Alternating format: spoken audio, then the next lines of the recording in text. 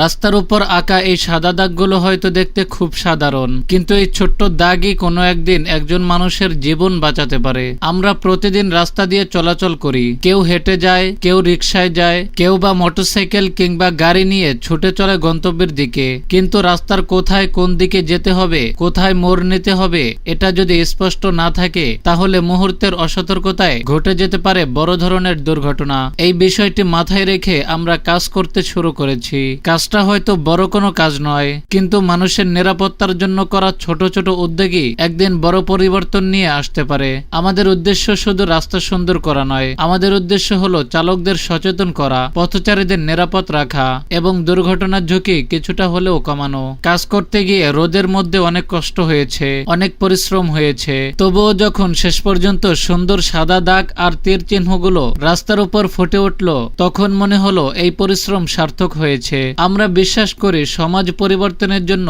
সবসময় বড় কিছু করার প্রয়োজন হয় না। কখনো কখনো একটি ভালো চিন্তা, একটু শ্রম আর মানুষের জন্য কিছু করার ইচ্ছাই যথেষ্ট।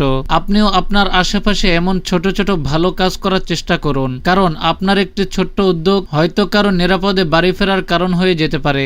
ভালো কাজ ছোট নয়, ভালো কাজের মূল্যই সবচেয়ে বড়।